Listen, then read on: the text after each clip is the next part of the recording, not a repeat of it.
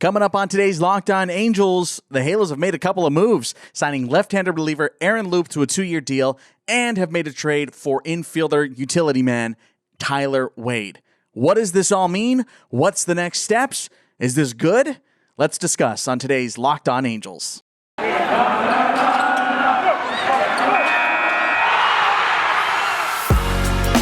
You are Locked On Angels, your daily Los Angeles Angels podcast. Part of the Locked On Podcast Network, your team every day. Hey, what's up, everybody? Welcome to Locked On Angels, part of the Locked On Podcast Network, your team every day, and thanks for making Locked On Angels your first listen of the day every single day. I'm Steve Granado, your host. You can shoot me a follow over on Twitter at Steve Granado, Granado, and of course, our Locked On account is at Locked On Angels, where I'm honestly a little bit more active. I want to thank you guys for checking us out here today. As I mentioned, there's been a couple of moves here the Angels made on Monday afternoon, so I wanted to break those down and see what's going on, see if they're good, see if they're bad, and just kind of do our initial takes and what's left on like the off-season checklist. So we're going to start with the news. We also have Taylor Blake Ward joining us, former host of the show, jumped on to talk about Aaron Loup in our second segment. In our final segment, we're going to go through that checklist and see what the Angels have left to do here in the off-season.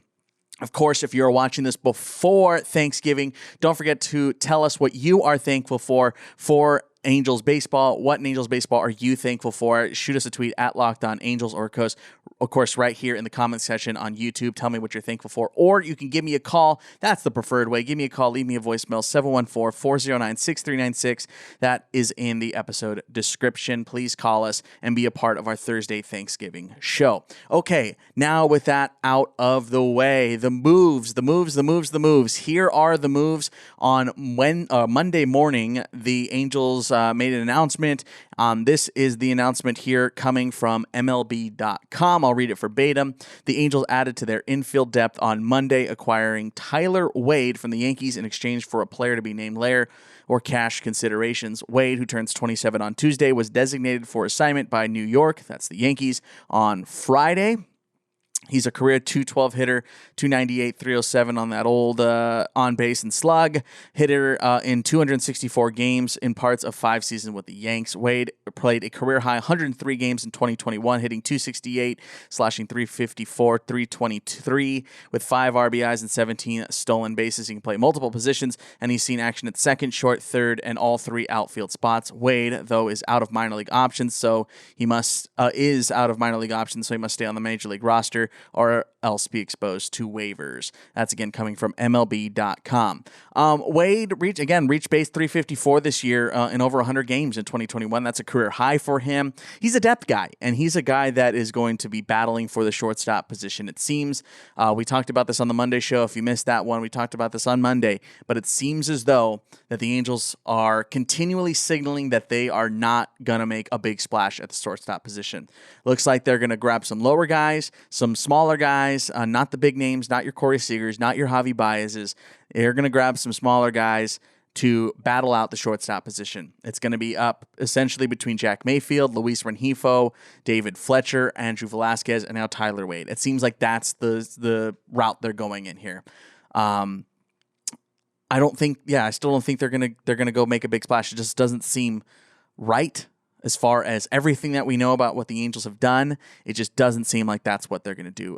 In a corresponding move to make space for Tyler Wade, the Angels designated Keen Wong for an assignment. Okay, that was not the only thing that the Angels did on Monday. They also, a couple hours later, made another move. This is now coming from the OC Register and Jeff Fletcher. The Angels began retooling their bullpen by signing left-hander Aaron Loup to a 2-year, $17 million deal on Monday. Loup is the first free agent pitcher to sign a multi-year deal with the Angels since reliever Joe Smith signed a 3-year deal in November 2013. Man, it's been a while. 8 years ago. Loup will make $7.5 in 22 and 23. The deal includes a team option for $7.5 in 2024 with a $2 million buyout. Loup, 33, is coming off the best season of his career. He posted a 9.95 ERA in shy of 57 innings in 65 games. This is a solid move, man. This is a solid move. Aaron Loup is a veteran lefty, a bit of a lefty specialist. specialist. If you are thinking this is a Reisel replacement, no, this is not a Reisel replacement at all. He is, again, a bit of a lefty specialist, but is a nice asset for the Angels to have. It's a nice little kind of like tool in the belt. Aaron Loup will be. In the corresponding move, the Angels DFA'd Hector Yan, who spent his season at High A this year. But yeah, this is nice to have some veteran depth here in the back end for the Angels. This is potentially your setup man for 2022 and 23, potentially 2024. So this is a nice little move. I'm into this one. I like this one. This is a little bit more of a sure bet than the Tyler Wade move if you're looking for guys that are going to contribute to the big league level. This is a guy that is undoubtedly going to contribute to the big league level. He has been all over the place. He has been seemingly with a new team over the last couple of years, every single year. But this is a nice little signing, and I like this one. The Angels, you're always going to look for left-handed relievers, right? You're always going to look for guys like that. And Aaron Loup is just a solid piece. It's just a solid piece. Like, this isn't a guy that, or both of these moves aren't moves that are going to be like, oh my gosh, this is like the biggest move, big splash, hot stove is hot. No, that's not what's going on here. But these are two little pieces that might fall by the wayside that you might kind of forget about in a month. And you go on opening day, like, oh yeah. Or you're like in latter stages of spring training, go, oh yeah, I forgot Aaron Loup. That's a nice little touch there. It's a nice little, it's like the side at dinner, or like the sauce that you put on your steak at the end, right? So that's what I like here. I think they're both pretty decent pickups. I'm intrigued by Tyler Wade. I feel confident in Aaron Loup. I think those are both pretty darn good signings. And the Angels are making moves, man. Again, Taylor Blake Ward is going to be here in just a second to talk about this Aaron Loup signing. Let me know how you feel about both of these moves. I think they're pretty solid.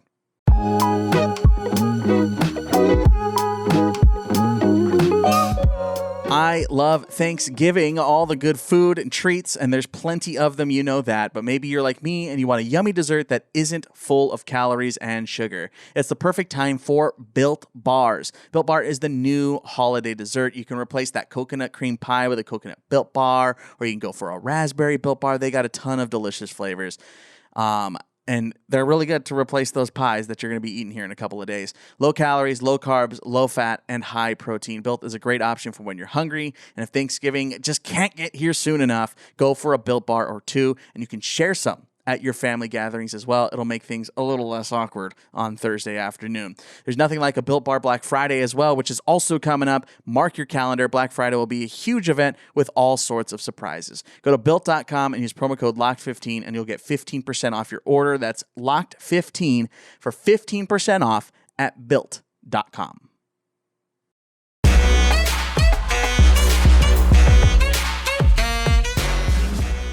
Taylor Blake Ward now joining us here to talk about the Aaron Loup signing, the second move the Angels have made here since the offseason really started, at least on the pitching front. Taylor, former host of the show, Prospects Dude, I guess is probably your byline now is Prospects Dude. Taylor, thanks for joining us again, man. Aaron Loup, your first reaction.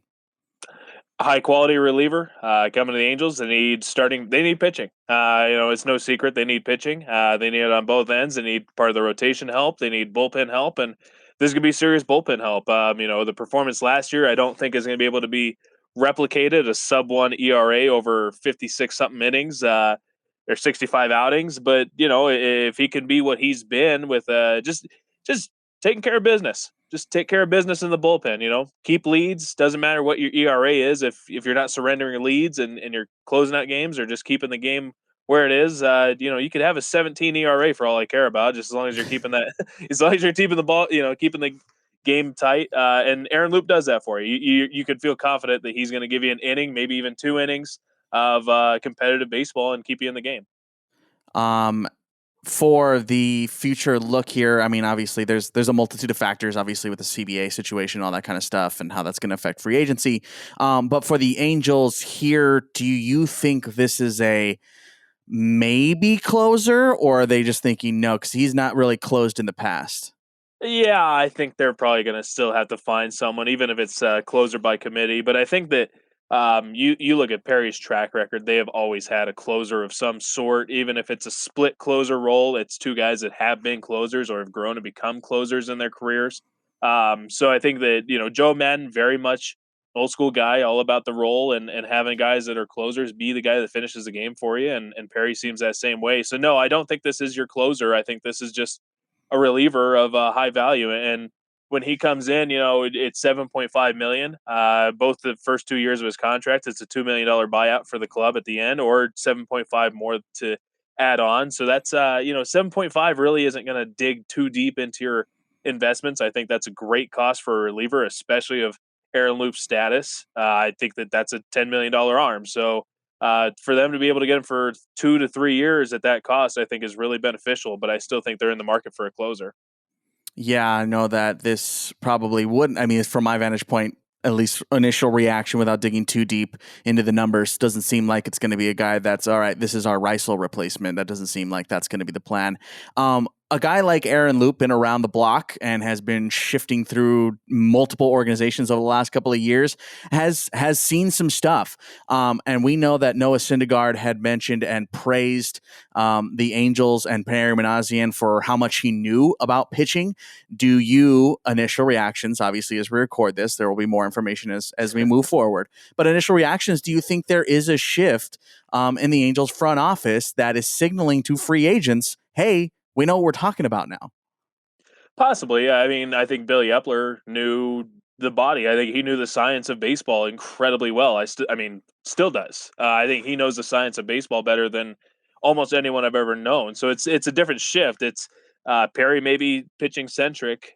Billy may have been body centric, and how we can improve you as a person, as a human being, and not necessarily morally, but the stature of the body. And Jerry Dipoto was obviously a pitching guy who understood pitching, and he understood how to do kind of flexibility of roster to the depth of it. It was very interesting the way that Jerry went about things, and I still think he does that still. But yeah, I think Perry is very much a pitching centric guy, and I think we're looking at the difference between Billy Epler and Perry Minasian is a little bit of financial status is probably a starting point. But Perry definitely puts a lot more emphasis on the bullpen than I think Billy Epler did. And I think that we're really noticing that early. I think that, the acquisitions of Reisel last year around this time and Aaron Loup and the guys that are on the market that the Angels are talking to, I think that's kind of been the big part of it. That is a big transition is Perry knows that there's importance when it comes to relief market, and he can't just have high spin rate guys going out there. As far as I mentioned, he had been a guy that's been around the block. Do you think that's going to play well with this young core that the Angels are getting here, especially from the pitching front? Do you think Aaron Loup is a guy that might be able to kind of usher these dudes to through the majors, your Jansen Junks, your Elvis Pagueros of the world? Absolutely. I mean, this guy is a veteran, and this guy has pitched at pretty much every capacity you possibly can outside of maybe the closer role itself. But this is a guy that understands. Like you said, he's been through the motions. One thing that I think is big that we talk about the young guys, but I think a big market on this is Marcus Stroman. Right as soon as the signing came out, he made a comment. He says, "This guy's deserving. I absolutely love playing with this guy. It's a big deal." This could be a recruiting edge for another starting pitcher. Who knows? It's everyone that has kind of come out when it comes to Aaron Loup has made seriously strong consideration of the person that he is and the teammate that he is. So it would seem that, yes, this is beneficial to the bullpen, the arms that are coming up, the young guys, and something that Perry Minasian has been very vocal about is we want to bring these kind of players into the organization, guys that are going to improve the entire chemistry of the organization. So to answer your question in a long form, absolutely. It seems like a guy that can definitely help. I know I've spoken ad nauseum about Marcus Stroman and potentially Yes. landing him. And I know everybody has. Again, I say this almost every time. Not a unique take. The Angels should sign Marcus Stroman. Duh. And then, we will actually also talk about that in the Robbie Ray episode because, of course, we will.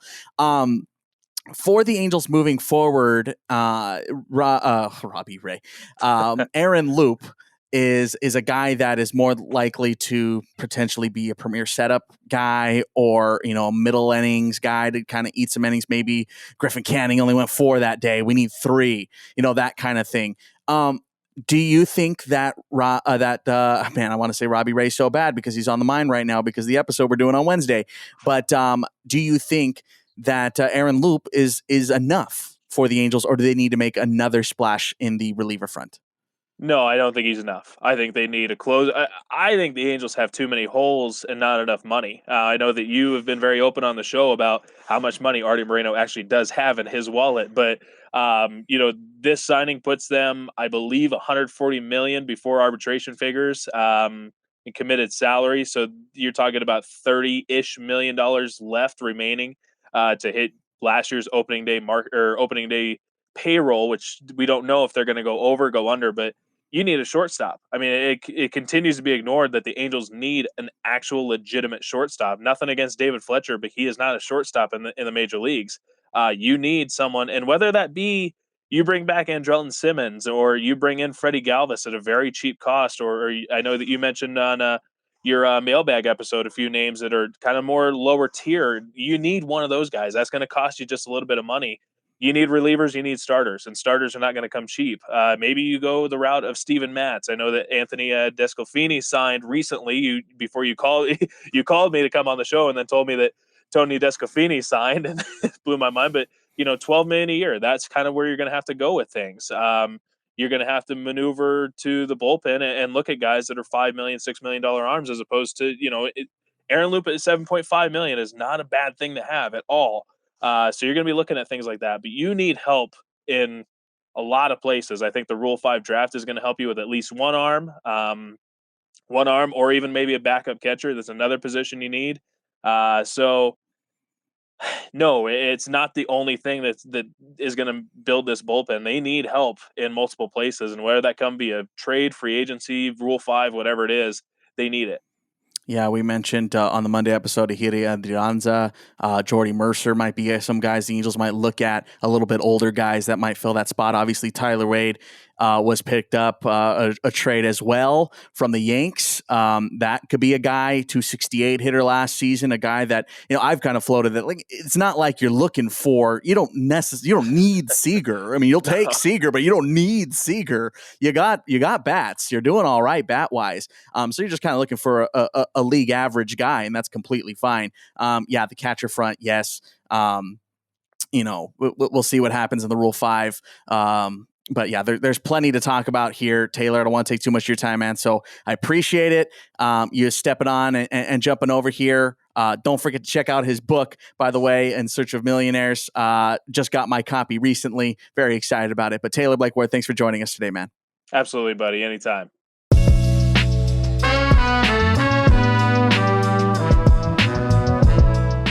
This episode is brought to you by BetOnline. It's Thanksgiving, and we all know what that means. Football. And nothing goes better with football than turkey and betting. BetOnline has you covered all holiday season. There's more props, odds, and lines than ever before. BetOnline remains your number one spot for all the sports action, especially this Thanksgiving. Head to the new updated desktop or mobile website to sign up today and receive a 50%, that's 50 welcome bonus with promo code LOCKEDON to receive your bonus. And it's not just football. BetOnline has pro and college hoops, NHL, boxing, UFC, and even your favorite Vegas casino games. Don't wait to take advantage of all the amazing offers for the 2021 season. BetOnline is your fastest and easiest way to bet on all your favorite sports. BetOnline, we're stuffed with deals this Thanksgiving.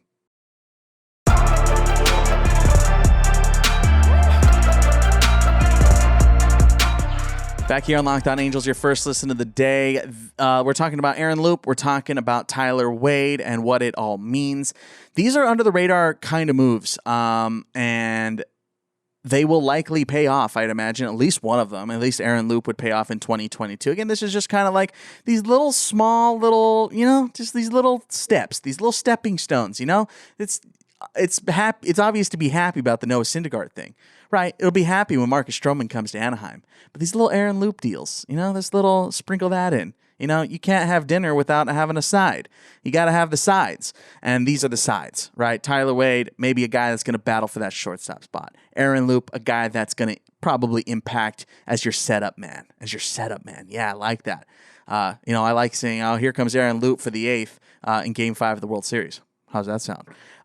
What's left on the agenda? That's what we're going to talk about now here. What's left to do? So the Angels have made a couple of moves. As we mentioned, Andrew Velasquez added to the organization. Tyler Wade now traded for cash considerations for player to be named. Aaron Loup signed. Noah Syndergaard's side. What is next? These are the main moves the Angels have made. Obviously, some Rule 5 stuff, Elvis Spaghetto, all that kind of stuff. Those are like the real niche stuff. But the stuff that you really need to worry about here, this is what is left. At least one more starter. We will scream into the heavens. Marcus Stroman, the guy we want. Still want him in Anaheim.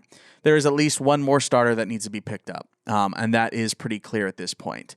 And I still pitch getting one more middle rotation guy to really round out, give us more depth. Maybe that's a guy that gets picked up in Rule 5. That's supposed to be in December.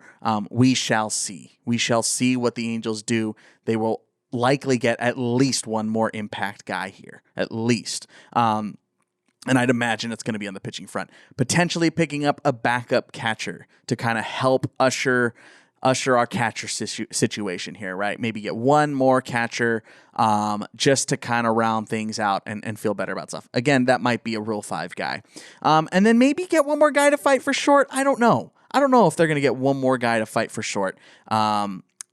The obvious elephant in the room, Raisel is still out there. Raisel Iglesias, if you can get him back, oh man, I'd feel so much better if the Angels got Raisel Iglesias. Another guy on the radar. If they can't do that, Kenley Jansen, 100% is a guy that the Angels will be looking at. Maybe we'll explore that in a bigger episode in the future here, maybe next week. But Raisel and Kenley are definitely something there. There's something there. One of those two. The Angels need a closer, and that seems like that's going to be the thing. And then probably another reliever or two. So there are still things that need to be done. What's nice here is a lot of those things aren't going to be things that necessarily are going to take, throwing all the money in the world at the wall here. We've obviously talked about money here a million times on the show, and I'm not going to belabor that point again. But yeah, the catcher situation, that could be a Rule 5. That could be a waiver claim. That could be a small trade, a minor league trade. One more guy to fight for short. That could be a Rule 5. Another reliever, maybe one more free agent signing on the reliever front. There's a couple of things that aren't going to be like these flashy, big things in your face moves. And that's kind of nice here. That's kind of nice. With these moves, I wanted to ask you folks, how you feeling about this? How you feeling about Aaron Loup and Tyler Wade? How you feel about these smaller moves? These are the types of moves moving down the line that win championships, right? You don't think about, it's not sexy to sign the reliever, right? It's just not. But they are crucial. They are super crucial. Where would the Angels have been without Scott Shields? They needed him, right? They needed Scott Shields. He was crucial. So that's what's nice here is Aaron Loup could be a guy like that, a 7th, 8th, 6th inning guy, lefty specialist that really just kind of helps solidify the bullpen. And, of course, is the veteran presence in the back end of the pen. That's really nice to have. But let me know how you feel. Of course, you can comment here on YouTube. If you're listening to us, shoot me a tweet at LockedOnAngels or at Steve Granado. Call our voicemail line. Let us know, 714-409-6096. And again, if you are listening to this before Thanksgiving, tell me what you're thankful for. I really want to hear about it. You could be featured on Thursdays. That's Thanksgiving's show. Don't forget to check out my other podcasts, Our Game and Movies I Should Have Watched. Our Game is a baseball podcast, docuseries you should definitely check out and learn some things about baseball. Movies I Should Have Watched is a movie review podcast, comedy podcast. It's a bunch of dumb stuff, but kind of fun. Check them both out. They are linked in the episode description. Want to thank you for making Locked On Angels your first listen of the day. I really appreciate it. And of course, your second listen of the day today is Locked On Bets, your daily one-stop shop for all your gambling needs. Locked On Bets, hosted by your boy Q, with expert analysis and insight from Lee Sterling.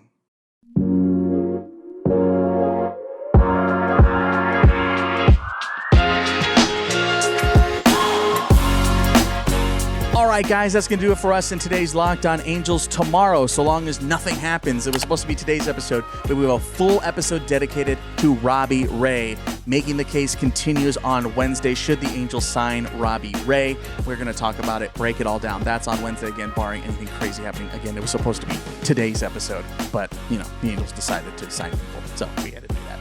Anyway, guys, we will talk to you tomorrow. Hopefully you're having a great holiday week and potentially weekend. Don't forget to call me and tell me what you're thankful for. All right, guys, I'm Steve Granado. We'll talk to you tomorrow. Later.